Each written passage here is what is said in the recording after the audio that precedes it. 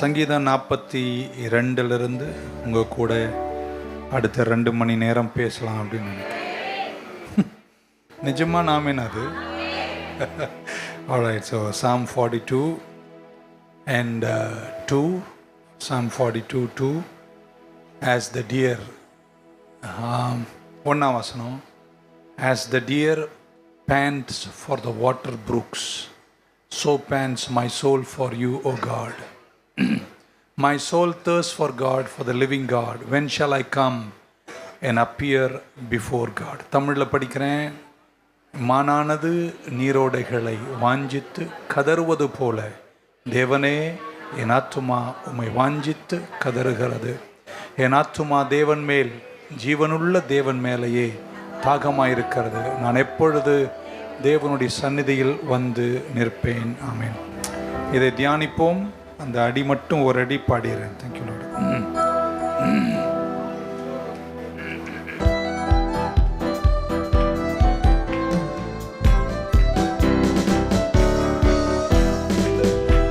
எல்லாரும் கையை தட்டி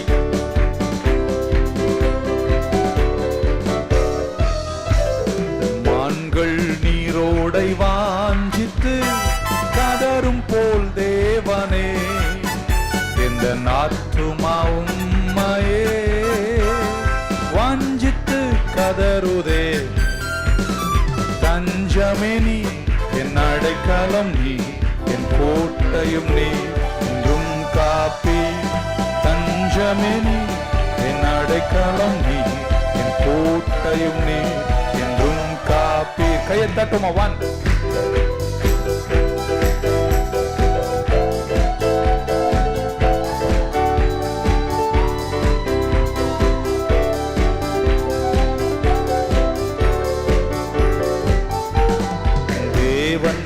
ஆத்துமமே தாகமாயிருக்கின்றதே, தேவன் மேல் ஆத்துமமே தாகமாயிருக்கின்றதே. தேவனின் சந்நிதியில் நின்றிட ஆத்துமா வாஞ்சிக்குதே. தேவனின் சந்நிதியில் நின்றிட ஆத்துமா வாஞ்சிக்குதே. கைய நல்லா தட்டி.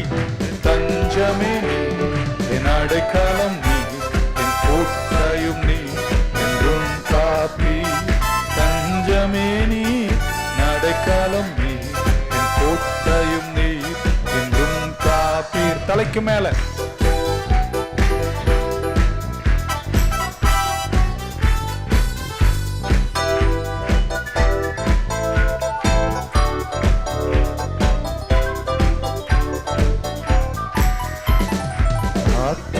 கலங்குவரே, நேசரை நினைத்திடுவார். ஆத்தும கலங்குவரே, நேசரை நினைத்திடுவார். அன்பரின் ரட்சிப்பினால் தினமும் துதித்து போற்றிடுவே. அன்பரின் ரட்சிப்பினால் தினமும் துதித்து போற்றிடுவே. தஞ்சமே நீ, தஞ்சமே நீ, என் அடைக்கலம் நீ, என் கோட்டையும் நீ, என்றும் காப்பி. என் தஞ்சமே நீ, என் அடைக்கலம் நீ, என் கோட்டையும் நீ, என்றும் காப்பி. தாவீது வனாந்தரத்துக்கு ஓடி போகிறான். He flees to the wilderness. அந்த இடத்தில் எழுதின சங்கீதம் தான் 42, 43. நான் நம்புகிறேன், அல்லது வேத அறிஞர்கள் நம்புகிறார்கள், ரெண்டுமே ஒரே சங்கீதம் தான். 42, 43. ஏதோ ஒரு காரணத்தால் அதை 2ஆக பிரித்திருப்பார்கள். மானானது நீரோடைகளை வாஞ்சித்து கதறுவது போல். ரொம்ப ஆழமான விஷயம் நான் பேச போகிறது. ஆனால் எனக்கு விளக்க நேரம் இல்லை. அதனால் நீங்கள் தூங்காமல் கேட்டிங்கன்னா நான் சடன்னு சொல்லி முடிச்சிருவேன். தூங்குனீங்கன்னா எனக்கு புரியும், உங்களுக்கு புரியாது. அதனால் கேளுங்கள். ஆமென். ஸோ மானானது நீரோடைகளை வாஞ்சித்து கதறுவது போல் என் ஆத்துமா உமக்காய் வாஞ்சிக்கிறது. தாவீது தாக்குதலின் கீழே இருக்கிறார். He is under attack. ஒரு மானை குறித்து படிக்கும்போது இப்படி கற்றுக்கொள்கிறேன். மான் துரத்தப்படும் போது, சத்ருவினால் துரத்தப்படும் போது தான் மான், அந்த இங்கிலீஷ் வேர்டு பேண்ட் அப்படின்னா இந்த நாய்ங்கெல்லாம் பண்ணும் பாருங்க, அந்த நாய் சும்மா கூட பண்ணும். ஆனால் மான் சும்மா அப்படி பண்ணாதான், அது சத்ருவினால் துரத்தப்படும் போது தான் இட் பேண்ட்ஸ், அது அந்த அந்த அந்த செயலை செய்கிறது. It is chased by an enemy. So ஒரு கேஷுவலாக போகிற மான் பேண்ட் பண்ணுவதில்லை அல்லது அப்படி கதறுவதில்லை. ஆனால் துரத்தப்படும் போது ஆராய்ச்சிகள் சொல்லுகிறது 80% மான்களின் சரத்தில் இருக்கிற தண்ணீர், 80% of water reserves are over. அப்படின்னா டெரிபிள் டீஹைட்ரேஷனில் அந்த மான் போயிட்டுருக்கு. இன்னும் கொஞ்சம் துரத்தப்படுமானால் சில மான்கள் விழுந்து செத்து கூட போய்விடுமா. அந்த அளவிற்கு சத்ருவின் துரத்துதல்கள் மான்களை பாதிக்கிறது என்று புரிந்து கொண்டு அதன் ஆழத்திலிருந்து தாவீது தன் வாழ்க்கையின் அனுபவத்தை எழுதுகிறார். ஸோ சத்ரு துரத்தும் போது, சத்ரு கிட்ட ஓடும் போது அவர் சொல்றார், நான் எங்கே போகிறேன்? நீர் தடாகங்களை தேடுகிறேன். மானானது நீர் தடாகங்கள், நீர் ஓடைகளை வாஞ்சிப்பது போல, ஒரு மானை ஒரு சிங்கம் துரத்தும் போது அது ஓடி தன்னுடைய வேகத்தால் தன்னை விட்டு தப்பிய பின்பு மான் தேடுகிற முதல் விஷயம் தண்ணீர், தண்ணீர் தடாகங்கள். அதை மனதில் வைத்துக் கொள்ளுங்கள். ஸோ தாவீது இதை எழுதும்போது தாவீது துரத்தப்படுகிறார், சத்துருக்களால் துரத்தப்படுகிறார், ஆத்துமா களைத்து போயிருக்கு, ஓடுகிறார், பல துன்பங்களை சகிக்கிறார். சில மான் நீரோடைகளை வாஞ்சித்து கதறுவது போல என் ஆத்துமா வாஞ்சிக்கிறது. ஸோ என்னுடைய தாக்குதலின் நேரத்தில் நான் துரத்தப்படும் போது எனக்கு ஒரே ஒரு இடம், தண்ணீர் தடாகம்தான் என்னை திருப்தியாக்கி மீண்டும் வாழ வைக்கிறது. 4 விஷயங்களை உங்க கூட இன்னைக்கு பேசணும். நம்பர் 1, நீங்கள் பல நேரத்தில் இதயம் தோய்ந்து போகும்போது, கீழே படிச்சுட்டே வந்தீங்கன்னா நேரம் இல்லை, என் ஆத்துமாவே நீ எனக்குள் ஏன் தியங்குகிறாய், ஏன் கலங்குகிறாய் என்று அவர் எழுதுகின்ற பொழுது அவர் நீங்கள் என்ன புரிஞ்சுக்கணும்னா, யூ மஸ்ட் ரெக்கக்னைஸ், நம்பர் 1, நீங்களும் ஒரு யுத்தத்தில் தான் இருக்கிறீர்கள். உட்கார்ந்துருக்கீங்க, சர்ச்சில் எல்லாரும் பாடுறாங்க, உங்களால் பாட முடியல, இதயம் கலங்குகிறது, சிந்தனை கஷ்டப்படுகிறது, துன்பத்தை காண்கிறீர்கள், சேட் இமோஷன், ஒரு சேடு மெமரி அப்படின்னா நீங்கள் புரிஞ்சுக்கலாம். அதுக்கு அர்த்தம் என்னன்னா, நீங்களும் தாக்குதலுக்குள்ளாயிருக்கிறீர்கள், சத்ரு உங்களை துரத்துகிறான்னு அர்த்தம். 3ஆம் வசனத்தில் தாவீது சொல்கிறார், என் கண்ணீரே இரவும் பகலும் எனக்கு ஆகாரமாயிற்று, அவர்கள் நித்தமும் என்னை பார்த்து கேட்கிறார்கள், உன் தேவன் எங்கே? தாக்குதல், சத்ருவின் தாக்குதல். அவர்கள் அப்படின்றார், he uses the word they அப்படின்றார், எல்லாரையும் காட்டுகிறார், சத்துருக்களை காட்டுகிறார். 9-10 வசனத்தில் திரும்ப சொல்றார், என் சத்துருக்கள் தினமும் நித்தமும் என்னை கேட்கிறார்கள், உன் தேவன் எங்கே? தாவீதின் சத்துருக்கள் நிஜமான மனித சத்துருக்கள். உங்களுக்கும் எனக்கும் சத்துருக்கள் ஆவிக்குரிய சத்துருக்கள். நீங்க தோய்ந்து போறீங்க, கஷ்டப்படுறீங்க, துன்பப்படுறீங்க, மனம் சோர்ந்து போறீங்க, டிப்ரெஷன்ல போறீங்கன்னா இதை நீங்க லேசா எடுத்துக்க கூடாது. நீங்க புரிஞ்சுக்கணும், ஒரு சத்துரு உங்களை என்ன செய்யறான்? துரத்துறான்னு அர்த்தம். ஜெயிப்பேன்னு சொல்றவங்க ஆமேன்னு சொல்லுங்க பார்க்கலாம்.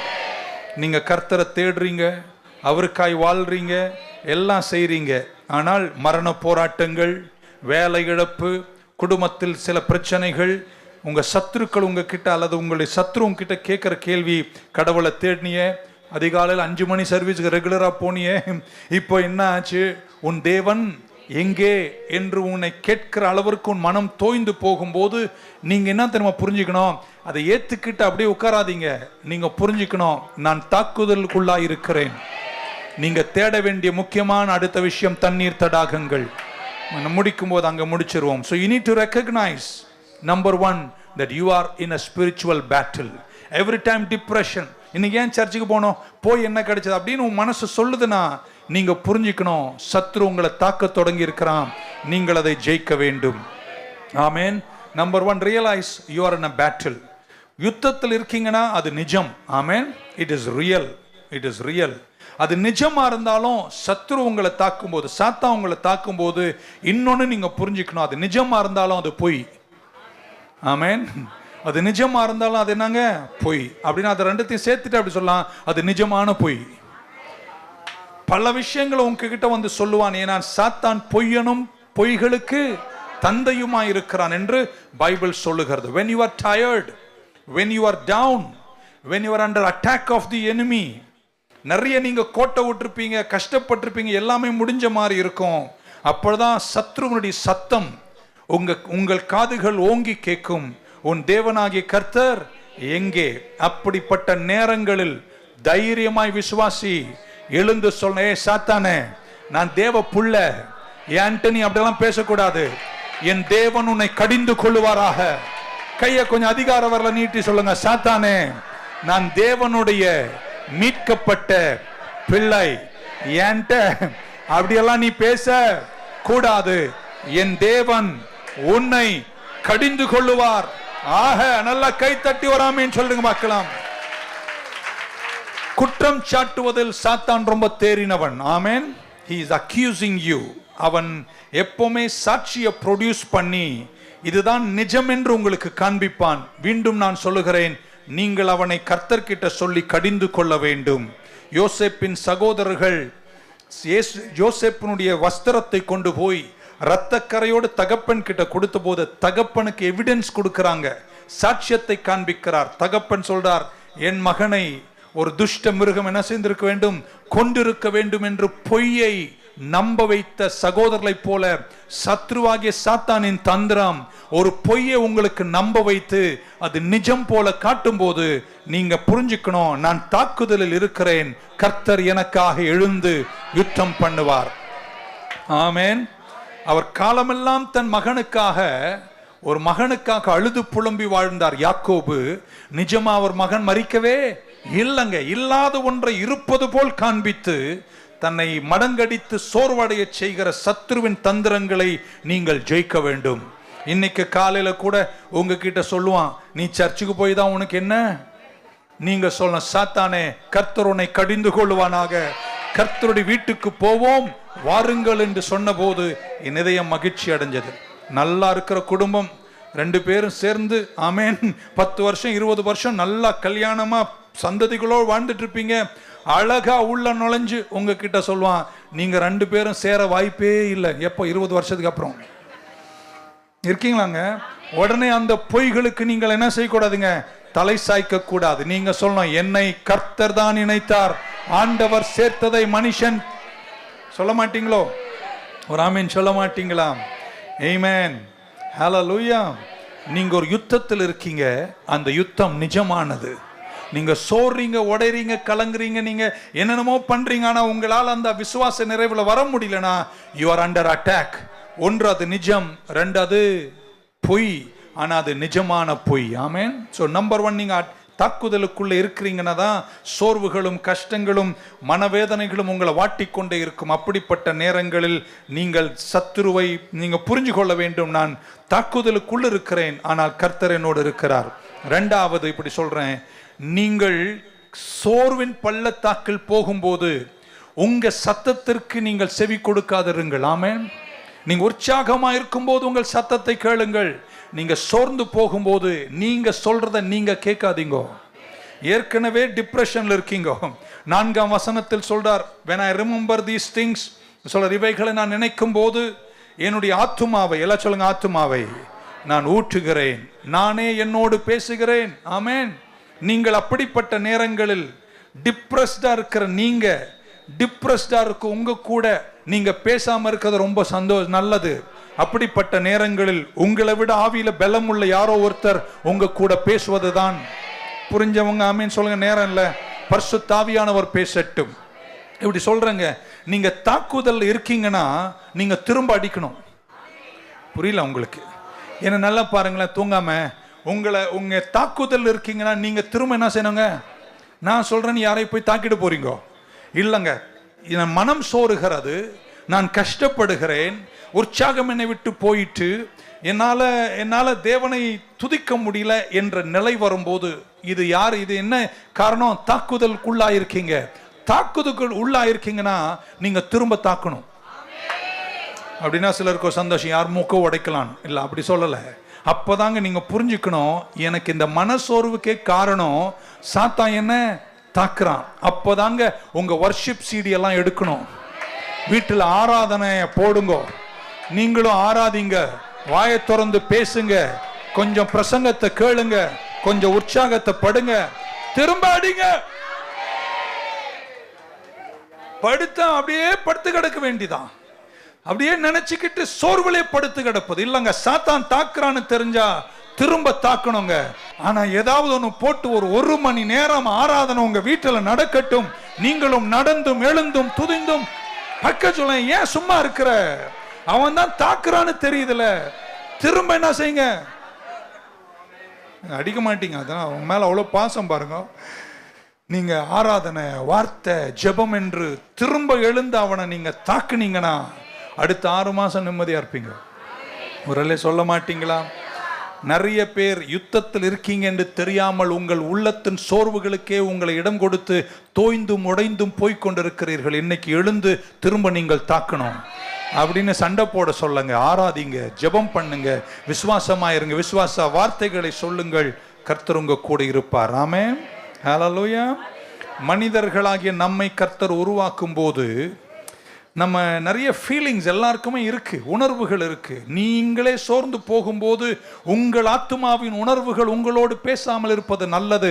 அப்படிப்பட்ட நேரத்தில் உங்களை விட விசுவாசத்தில் பலனுள்ள யாராகிலும் உங்க கூட பேசுவதற்கு இடம் கொடுங்கள். யாருக்கு தெரியும், அவங்க உங்களை தூக்கி நிறுத்துவார்கள். பொதுவாக ஆண்கள் நிறைய பேசுவதில்லை, பெண்கள் நிறைய பேசுவாங்க. நாங்க 2 வார்த்தை சொன்னா நீங்க 27 வார்த்தை சொல்வீங்க. ஆராய்ச்சியே அப்படிதான் சொல்லுகிறது. ஆமென். ஸோ ஃபீலிங்ஸ் நிறைய இருக்கு. பட் நீங்க அப்படிப்பட்ட நேரங்கள் திரும்பி அடிக்க ஆராதனையால், ஜெபத்தால், வார்த்தையால் நீங்கள் செய்ய வேண்டும். நம்பர் 3, மூன்றாவது, உங்ககிட்ட பேசுங்க. ஆமென். இப்போதானே பேச வேண்டாம்னு சொன்னீங்க அப்படின்றீங்க. சோர்ந்து போயிருக்கும் போது உங்ககிட்ட என்ன செய்யாதீங்க, நீங்க பேசாதீங்க. இப்போ மூன்றாவது இப்படி சொல்றேன், நீங்க உங்ககிட்ட பேசுங்க. ஆமென். அவர் சொல்றார், ஐ pour out my soul, என் ஆத்துமாவை நான் ஊற்றுகிறேன். அந்த ஆத்துமா, எல்லாம் சொல்லுங்க, ஆத்துமா. இங்கிலீஷ்ல சோல் என்ற வார்த்தை. இப்போ ஒரு ஆழம் அங்க இருக்கு, நீங்க புரிஞ்சுக்கணும். சோல் என்பது என்னுடைய மைண்ட், என்னுடைய இமோஷன்ஸ், என்னுடைய சிந்தனை, என்னுடைய உணர்வுகளின் மையம் கொண்ட இடம் தான் ஆத்துமா. ஆமென். அங்கதான் உங்க பிரச்சனையே, அங்கதான் உங்க உணர்வுகளே, உங்க ஃபீலிங்ஸ் தான் உங்க ப்ராப்ளம். நீங்க மனசோர்வடையும் போது உங்கள் ஆத்துமா உங்களுக்கு சொல்வதை நீங்கள் கேட்காம இருங்க. ஆமென். உங்களுக்கு அது வேண்டாதெல்லாம் சொல்லும். சிலருக்கு என்ன சொல்லுது, போய் தொங்கிடுன்னு சொல்லும். நீங்க அதை சொல்றதெல்லாம் நீங்க என்ன செய்யக்கூடாதுங்க, செய்ய கூடாதுங்க. உங்க ஆத்துமா உங்க ஆவி கிட்ட பேசக்கூடாது, உங்க ஆவி உங்க ஆத்துமா கிட்ட பேசணும். இருக்கீங்கன்னு நினைக்கிறேன். தாவீது இப்படி சொல்றார், என் ஆத்துமாவே நீ எனக்குள் ஏன் தீங்குகிறாய்? My soul, why are you cast down? Why are you disquieted within me? 5ஆம் வசனம் சொல்றார், எனக்குள் ஏன் தீங்குகிறாய், எனக்குள் ஏன் கலங்குகிறாய். அந்த cast down என்ற வார்த்தைக்கு லிட்ரலி அதுக்கு அர்த்தம் depressed, press down, push down, cast down, depressed அப்படின்னா சத்ருனை கீழே தள்ளுகிறார். அந்த டிஸ்குவைட்டட் என்ற வார்த்தைக்கு ஆங்கிலத்தில் அர்த்தம் பார்த்தா டு ரோர் ஆர் டு குரோல், ஒரு முறுமுறுப்போடு கூட என் ஆத்துமா காணப்படுகிறது.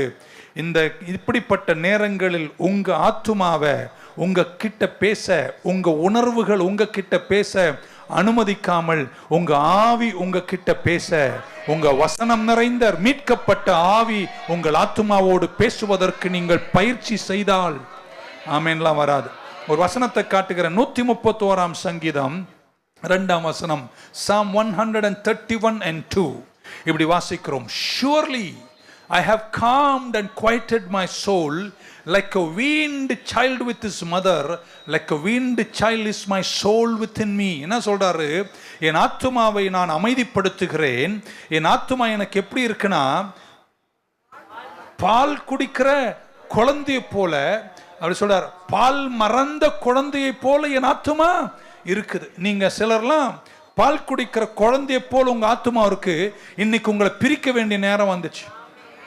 ஒன்றும் புரியாது உங்களுக்கு, விளக்க நேரம் இல்லைங்க. ஒரு ஆமீன் சொல்லுங்க பார்க்கலாம்.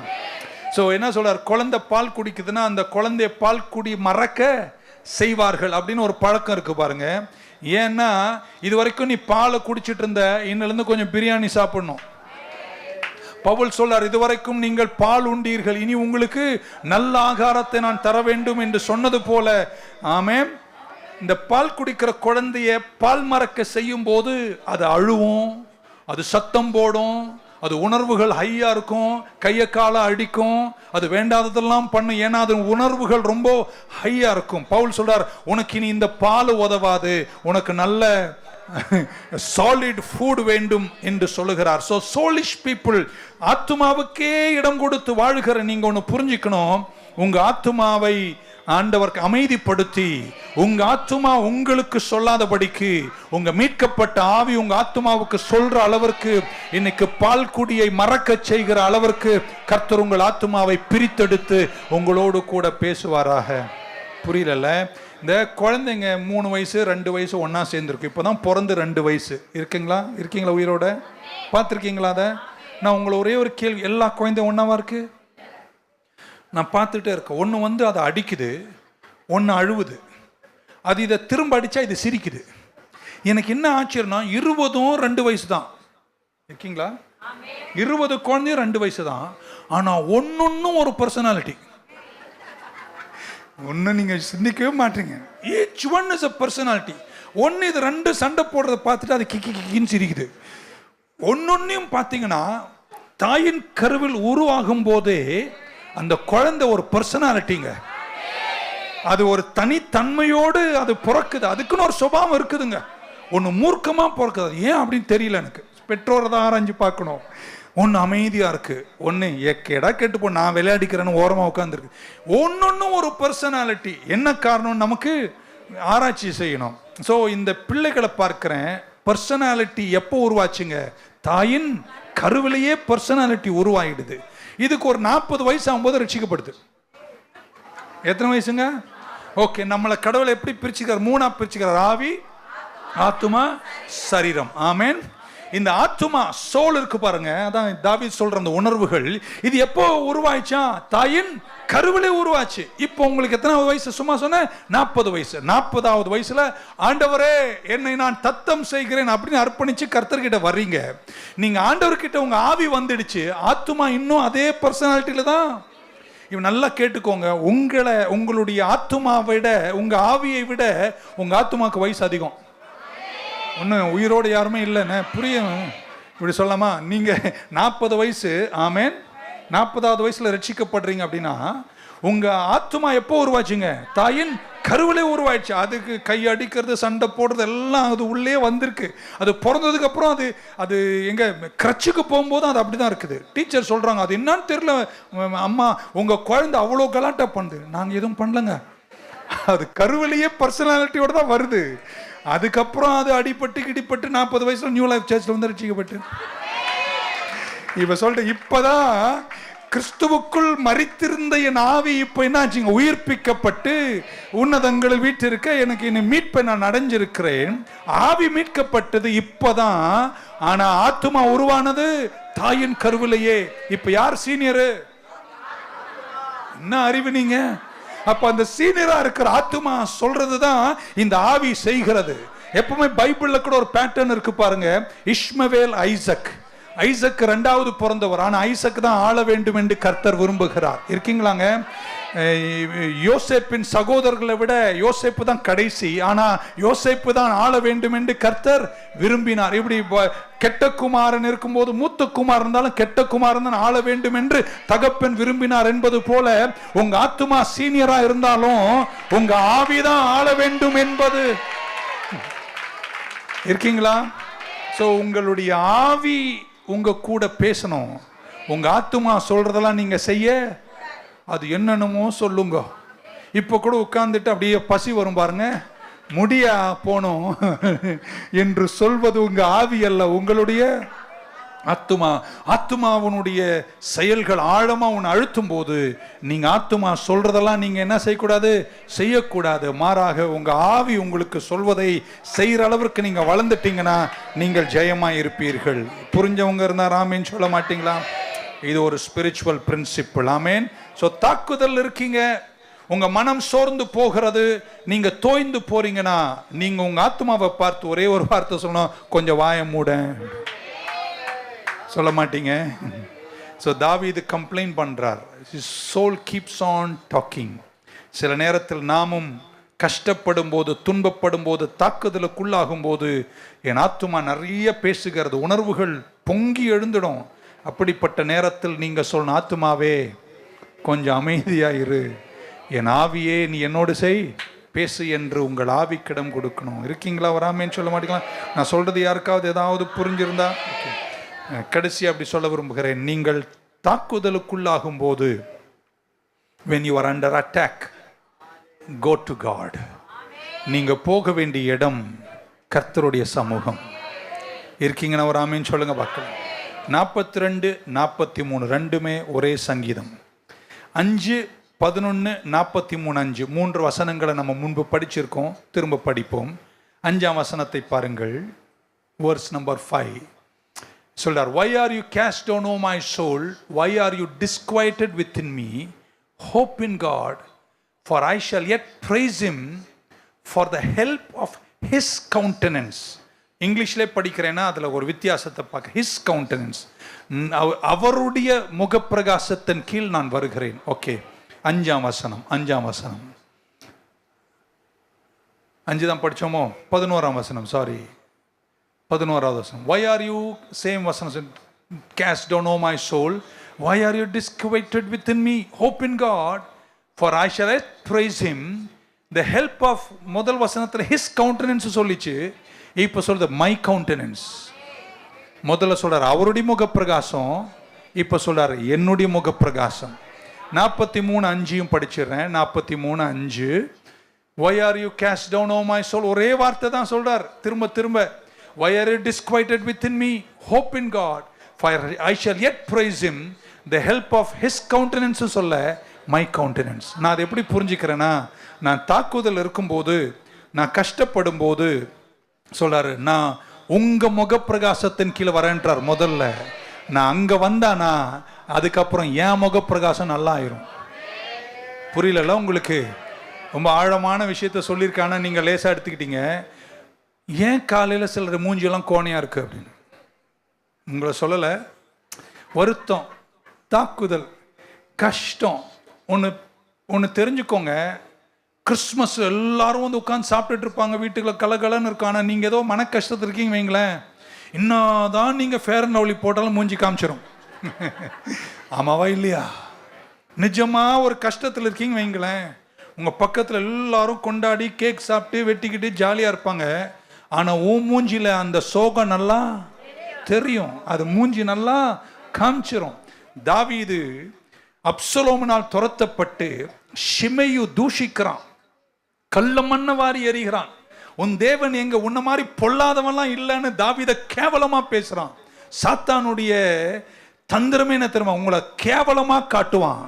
அப்படிப்பட்ட நேரத்தில் நீங்க போக வேண்டிய இடம், ஒரு மானானது நீரோடுகளை வாஞ்சித்து கதறுவது போல, நான் தேடப் போவது மனுஷனை அல்ல, என் நீர் தடாகங்களை நான் தேடுகிறேன். தாவீது உங்களுக்கு தெரியும், தாவீது கிண்ணறத்தை வாசித்து, ஆமேன், ஆடுகளை மேய்க்கும் காலத்தில் ஸ்கில்ஃபுல்லா ப்ளே பண்ணுவானாம். அவ்வளோ திறனோடு வாசிப்பானாம். பாடுறதுலையும் வாசிக்கிறதுன்னு ஒரு திறன் இருக்குங்க. அதுல தாவீது ரொம்ப திறன் பெற்றவராக இருந்ததுனால அவன் வாசிக்கிற சத்தத்தை கேட்டவர்கள் யாரோ போய் அரண்மனையில சொல்லியிருக்காங்க, நம்ம ராஜாவுடைய டிப்ரெஷனே போகணும்னா அந்த ஆடு மேய்க்கிற பையன் இருக்கான் பாருங்க, அவங்க வந்து வாசித்தா சரியாயிடும் என்று சொல்லும் அளவிற்கு திறனோடு வாசிக்கிறவனாக இருந்தான். ஆமே. அதனால இப்ப துரத்தப்பட்டு அரண்மனையை இழந்து குடும்பத்தை இழந்து யூதிய வனாந்தரத்தில் கஷ்டப்படும் காலத்தில், மகன் சிங்காசனத்தை எடுத்து கேவலப்படுத்தும் நேரத்தில், எங்கே போவோம் என்று தெரியாமல் தவித்த தாவீது எழுதின சங்கீதத்தின் ஆழத்தை நீங்க புரிஞ்சுக்கலாம். when I am attacked, when I am under attack, when I am chased, என் ஆத்துமா எனக்கு பல விஷயத்தை சொல்லி என் உணர்வுகள் ஹையா இருக்கும் போது நான் வேற எங்கேயும் போக மாட்டேன், நான் ஒரு இடத்துக்கு தான் போவேன். அவர் சொல்றாரு 2ஆம் வசனத்துல 42, நான் தேவாலயத்தை விரும்புகிறேன், ஆனா அங்கே என்னால் இப்ப போக முடியாது. நீங்க தேவாலயத்துக்கு கூட வர முடியாத அளவிற்கு உங்களுக்கு பிரச்சனை இருக்கும் போதும், நீங்க தேவாலயத்துல மட்டுமல்லங்க பிரசனம், நீங்க இருக்கிற இடத்திலேயே தேவனை தேடுகிற பிரசன்னத்தை நீங்க நாடுவீங்கன்னா அங்கே கர்த்தர் உங்களை சந்திப்பார். ஒரு மானானது நீரோடுகளை வாஞ்சித்து கதறுவது போல என் ஆத்துமா உம்மை வாஞ்சிக்கிறது. ஆமேன் சொல்ல மாட்டீங்களா? ஹல்லேலூயா. சில நேரம் நான் ரொம்ப ரொம்ப ஒரு கலக்கம் ஏதோ ஒன்று இருக்கும் பாருங்க. அன்னைக்கு என்கிட்ட ஜெபிக்க வர நிறைய பேர், என்னையா டயர்டாக இருக்கீங்களா அப்படின்னு. டயர்டெல்லாம் இல்லை, உள்ள நல்லா இல்லை என்ற முகம் எடுத்து காட்டக்கூடிய நிலைமை பார்த்திருக்கிறோம். we are humans, we have emotions. நம் மனிதர்கள், நமக்கு ஆத்துமாயிருக்கு, உணர்வுகள் இருக்கு. ஆனா தாக்கப்படும் நேரத்தில், மனம் சோர்ந்து போகும் நேரத்தில், உள்ளம் உடைக்கப்படும் நேரத்தில் நீங்க போக வேண்டிய ஒரே இடம் கர்த்தருடைய திரு சன்னிதானம். அங்கே போய் நிற்பீர்களானால் கர்த்தர் உங்களை ஆசீர்வதிப்பார். அவர் சொல்றார், நான் ஜெருசலேமில் இருக்கும்போது நான் கர்த்தருடைய வீட்டுக்கு போவேன். இப்பொழுது என் குடும்பத்தை இழந்திருக்கிறேன், என் சிங்காசனத்தை இழந்திருக்கிறேன். அதை கூட கவலைப்படல தாவீது. தன் சங்கீதத்தில் தேவாலயம் போக முடியலையே என்ற ஏக்கத்தை வெளிப்படுத்துகிறான். எத்தனை பேர் இன்னைக்கு அப்படி இருக்கீங்க? யாரா இருந்தா ஒரு ஆமேன்னு சொல்லுங்க பார்க்கலாம். நீங்க தேவனுடைய பிரசன்னத்தில் தனியாக இருந்தாலும் நீங்கள் அவருடைய சமூகத்தில் சென்று பாடலோடு மீண்டும் உங்க மியூசிக்கோடு. எத்தனை பேர் தெரியும், தேவனுடைய சமூகத்தில் பிரசன்னத்தில் பிரவேசிப்பதற்கு முறுமுறுப்பு செல்லாது. உங்க உணர்வு பேசும் பரிதாபங்கள் உங்களை தேவனுடைய பிரசன்னத்துக்குள் கொண்டு போகாது. நீங்கள் என் ஆத்துமாவே ஏன் கலங்குகிறாய், ஏன் பிறந்தாய் மகனே, அது உங்களை சேர்க்காது. மாறாக உங்களை இது தெரியுமா, தேவ பிரசன்னத்தில் எங்க இருந்தாலும் யூதிய வனாந்தரத்திலும் சேர்க்கும். அவர் வாசல்களில் துதியோடும் அவர் பிராகாரங்களில் புகழ்ச்சியோடும் நன்றி செலுத்துதலோடும் நீங்கள் வருவீர்களானால் நீங்கள் தேவ பிரசன்னத்தில் பிரவேசிக்கிறீர்கள். மன கஷ்டத்தின் நடுவில் தேவ பிரசன்னத்தை உணரணும்னா கம்ப்ளைண்ட் ஆஃப் பண்ணிட்டு துதிய கையிலடுங்க, நீங்க தேவ சமூகத்தில் வருகிறீர்கள். ஒரு ஆமேன் சொல்ல மாட்டீங்களா?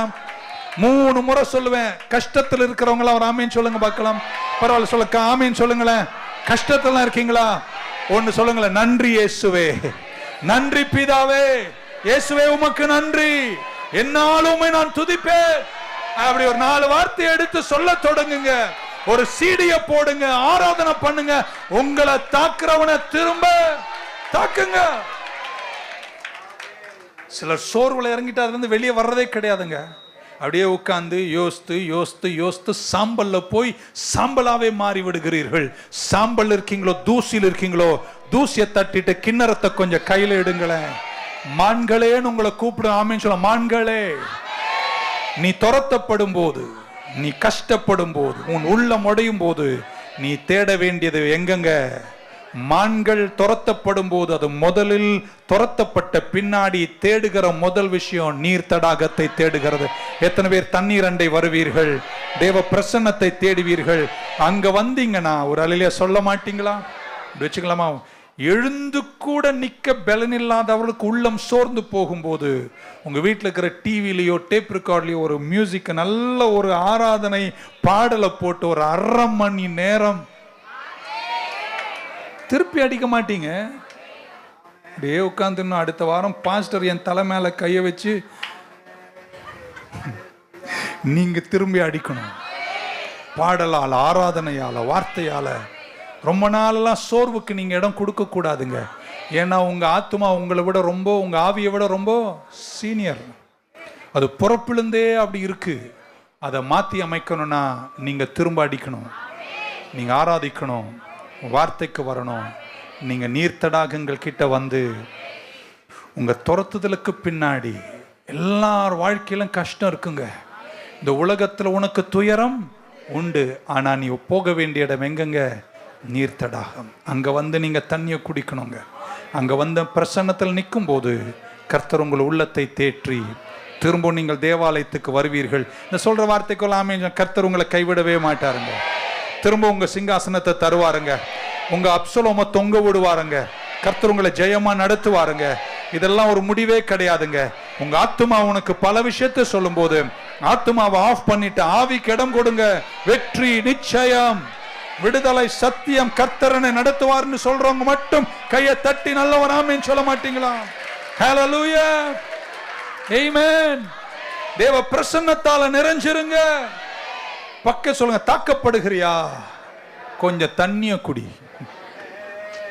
நான் சொல்றேன்னு வாட்டர் பாட்டில கொஞ்சம் குடிச்சுக்கோங்க, பரவாயில்ல. அதை விட முக்கியமா தேவனுடைய சமூகம். தாவீதின் வாழ்க்கை ரொம்ப அவ்வளவுதாங்க. எல்லா தாக்குதலுக்கு பின்னாடி அவன் எங்க தெரியுமா போய் நிற்பான்? கர்த்தருடைய சமூகம். நீரே என் தஞ்சம், நீரே என் அடைக்கலம், நீரே என் கோட்டை, நீர் எனக்கு எல்லாமா இருக்கிறீர். இன்னைக்கு காலையில் எத்தனை பேர் கஷ்டத்தோடு வந்திருக்கீங்க, ஒரு சேட் மெமரி, சில நடந்த விஷயங்களின் வேதனைகள், இன்னைக்கு நீங்கள் தாக்கப்படுகிறீங்க, துரத்தப்படுறீங்க. Get a cool drink of water. ஒரு நல்ல நீர் தடாகத்துக்கு வந்திருக்கீங்க. ஆமான் திரும்பி பார்க்கறது, அப்பா கொஞ்சம் துன்பம் ஓஞ்சிருக்கு, நான் ஓடி வந்தேன், களைச்சு போயிருக்கேன், நான் எப்படி சொல்கிறேன், நான் பேண்ட் பண்ணுகிறேன், நாய் ஓடி வந்தான்ற மாதிரி நான் வந்திருக்கேன். பட் நவ் இதுலேருந்து இன்னும் நான் வாழணும்னா எனக்கு ஒன்று தான் தேவை, கொஞ்சம் குளிர்ந்த பானம் எனக்கு தேவை. I need some cold drinking water. எத்தனை பேர் குடிப்பீங்க? குடிக்கணும். ஆமேன்னு சொல்ல மாட்டீங்களா? அந்த பிரசன்னத்தில் வந்து நிற்கும் போது கர்த்தர் உங்களை வெற்றியாய் நடத்துவார். Shall we stand in the presence of God? அந்த பாடலை எனக்கு கொடுத்தீங்கன்னா இந்த பிள்ளைகளுக்காக ஜெபம் பண்ணி அனுப்பிடுவோம். Thank you Jesus.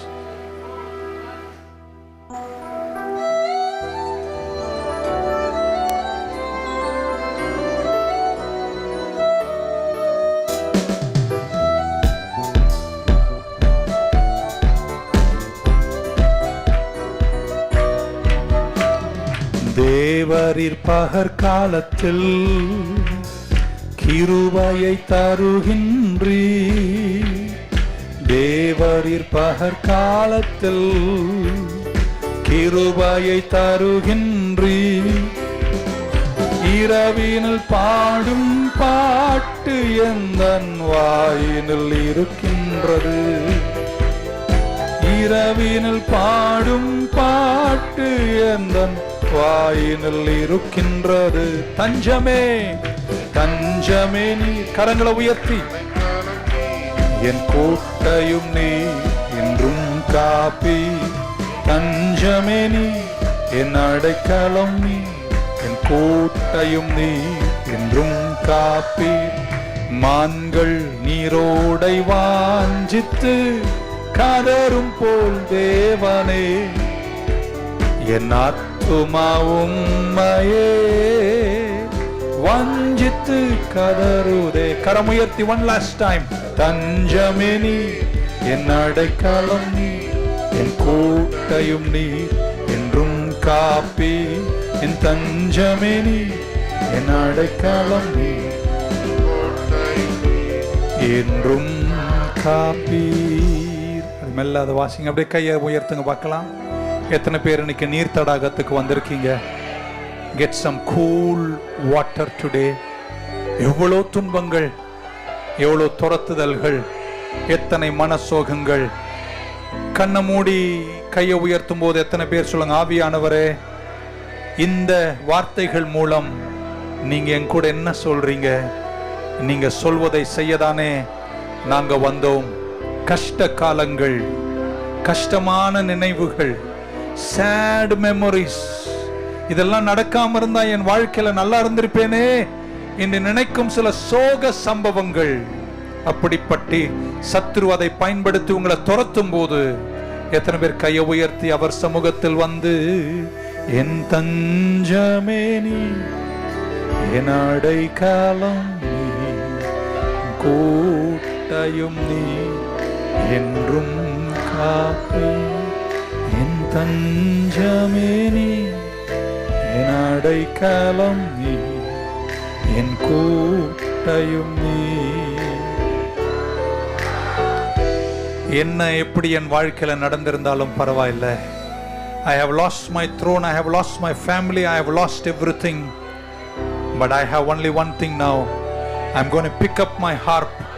நான் நினைக்கிறேன் தாவீது ஒரு வேலைக்காரனை கூப்பிட்டு சொல்லு, அந்த கிண்ணறத்தை கொஞ்சம் எடுறா சீக்கிரம், மனம் சோர்ந்து போயிருக்கிறேன். ஓடிக்கொண்டு அந்த கையில கொடுத்த உடனே கிண்ணறத்தை வாசித்து கர்த்தரை துதிக்க தொடங்கினானோ இல்லையோ, நீர்த்தடாக தண்டை வந்து நிக்கிற பாக்கியத்தை கர்த்தர் கொடுத்த போது அவன் சொல்றான், இப்போ நான் தேவ பிரசன்னத்தை உணர்கிறேன், கர்த்தருடைய கிருபை உணர்கிறேன், கர்த்தர் என்னை கைவிட மாட்டார், என்னை கர்த்தர் மீண்டும் உயர்த்துவார். நான் அவர் சமூகத்தில் வந்து நிற்கும் போது அவர் முகப்பிரகாசத்தை முதல்ல தரிசிச்சா என் முகப்பிரகாசத்தை கர்த்தர் மாற்றுகிறார். எத்தனை பேர் நம்புறீங்க? இன்னைக்கு கர்த்தர் உங்கள் ஆவியோடு பேசுவார். உங்கள் ஆவி உங்கள் ஆத்துமாவோடு பேச, உங்கள் உணர்வுகள் மேல் ஆளுகை உள்ளவர்களாய் நீங்கள் ஜெயமா இருப்பீர்கள். கடைசி 2 கரங்களை உயர்த்தி முடிப்போமா? என் தஞ்சமே நீ, என் அடைக்கலம். Thank you Jesus. We come to your courts with praise and thanksgiving. காப்பி என் தஞ்சமே நீ, என் அடைக்கலம் நீ. ரெண்டு கைய மேல உயர்த்துங்க. இன்னைக்கு நீங்க பரலோக பிரசன்னத்தின் கீழ வந்து நிக்கிறீங்க. Your panting is going to be over. நீங்க துரத்தப்பட்ட நாள் முடிய போகிறது. நீர் தடாகத்தை வந்து நின்றுட்டீங்க. You are taking some cool drink today. நீங்க தொடர்ந்து ஓட போறீங்க. உங்க ஓட்டம் ஜெயமாய் முடியும். விசுவாசத்தை துவக்கினவரும் முடிக்கிறவராக இருக்க கிறிஸ்துவை நோக்கி நான் ஜெயமாக ஓடுவேன். You are seated in the heavenly places. உயர் ஸ்தலங்கள் அமர வைக்கப்பட்டவர்கள் நீங்கள். சோர்ந்து போகாதே, கலங்கி நிற்காதே, உடைஞ்சு போயிராதே. அவர் முக பிரகாசத்தின் கீழ் வா. உன்முக பிரகாசத்தை கர்த்தர் மாற்றுவார். நீ கவலைப்பட்ட எல்லா விஷயமும் சீக்கிரம் ஜெயமா முடியும். When you are under attack, get some water. That is what David is saying. One last time கரங்களை உயர்த்தி, என் தஞ்சமே நீ, என் அடைக்கலம் நீ, என் கோட்டையும் நீ, என்றும் காப்பி என் தஞ்சமே நீ, அடைக்கலம் நீ, என் கோட்டையும் நீ, என்றும் காப்பி. அப்பா, எங்க பிள்ளைகள் வீடுக்கு போறாங்க. இப்படிப்பட்ட சந்தர்ப்பங்களை சத்துரு துரத்தி தாக்கும் போது திருப்பி அடிக்க வசனம், வார்த்தை, ஆராதனை, ஜெபம் என்ற விசுவாச ஆயுதத்தை எடுத்து உங்க சமூகத்தில் உங்க முகப்பிரகாசத்தின் கீழ் வெற்றி பெற கிருபை தாங்க என்று வேண்டி ஜெபிக்கின்றோம். இயேசு கிறிஸ்துவின் நாமத்தில் ஜெபிக்கிறோம் நல்ல பிதாவே. எல்லாரும் கரங்களை உயர்த்தி, என் ஆத்துமாவே கர்த்தரை ஸ்தோத்தரி, என் முழு உள்ளமே பரிசுத்த நாமத்தை ஸ்தோத்தரி. என் ஆத்துமாவே கர்த்தரை ஸ்தோத்தரி, அவர் செய்த சகல உபகாரங்களையும் மறவாதே. கர்த்தராகிய இயேசு கிறிஸ்துவின் கிருபை, பிதாவாகி தேவனுடைய அன்பு, பரிசுத்த ஆவியானுடைய ஐக்கியம் நம் அனைவரோடும் இன்றும் என்றும் சதா காலங்களிலும் நிலைத்தே இருப்பதாக. என் தஞ்சமே நீ, என் அடைக்கலம் நீ, என் கோட்டையும் நீ, காப்பி என் தஞ்சமே நீ, என் அடைக்கலம் நீ, என் கோட்டையும் நீ, என்றும் காப்பி.